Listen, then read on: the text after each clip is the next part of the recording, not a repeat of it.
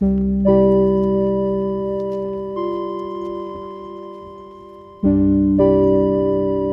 students during the pandemic has been quite a challenge for teachers all over the world.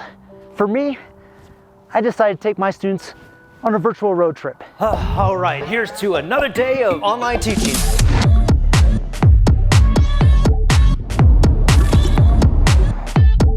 Holy crap. We are in Malibu. In Hollywood. Welcome to California Part 2. Oh my goodness, right on the edge. Of course, I'm in Utah. I am in the middle of nowhere. The world shut down for almost 2 years. You're still on mute. 7.7 billion people on Earth were affected.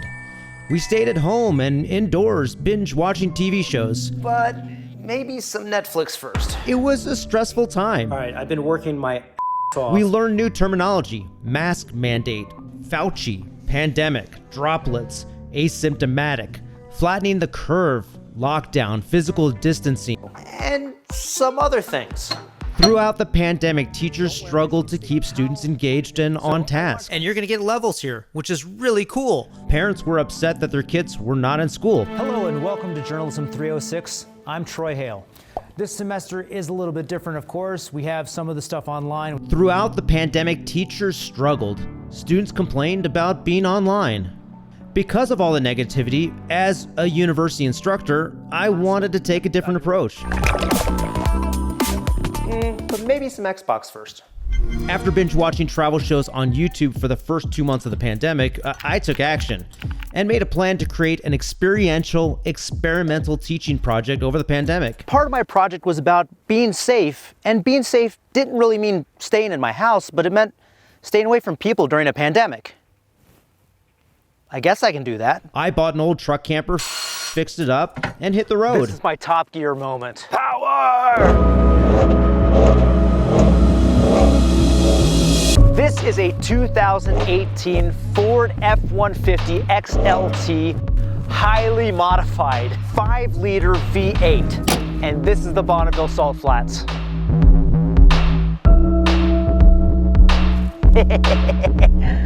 Let's see what it can do.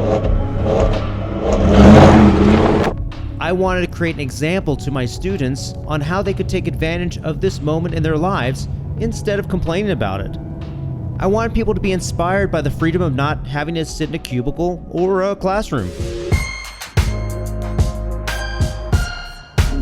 So today is day 2. I embarked on a cross-country trip with my trusted colleague, Dusty the Adventure Cat. Dusty got to explore a little bit. And we hit the road.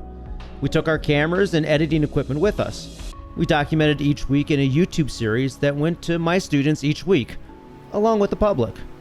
I took my classes on a virtual road trip so my students could experience the world while being stuck inside their houses during the pandemic. I forgot what I was talking about. I shot classes from the Grand Canyon. Okay, I'm sitting right on the freaking edge, and now I'm gonna go back to the car.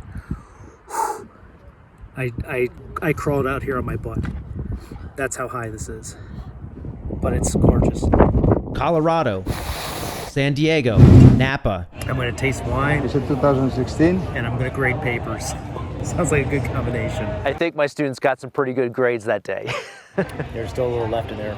This entire time I was teaching 4 classes. So I always try to stress deadlines with my students. Grading, constantly shooting video. The one place I had to stop was a place called Newspaper Rock. I wasn't gonna stop there, but I teach journalism, and the thing's called Newspaper Rock. I've gotta stop. And spending 2 days editing each YouTube I episode. found out that I'm doing a lot of editing. My last episode for this, I did like 2 days worth of editing. It was probably like 8 or 9 hours worth of editing on the episode. So I'm trying to simplify what I'm doing now. If I say something like I went to the USS Midway and just parking next to an aircraft carrier, and I saw an F-14 Tomcat, and I saw an A-7 Intruder. I guess I've recently had a thing with planes. You notice how I didn't say, well, I saw this Corsair and this P-51 and this, I did it again, didn't I? Well, now I gotta edit those things in. Why do I do this to myself? The idea behind all this was to try to inspire students and teachers to look at the positives of the situation we were in instead of always concentrating on the negatives.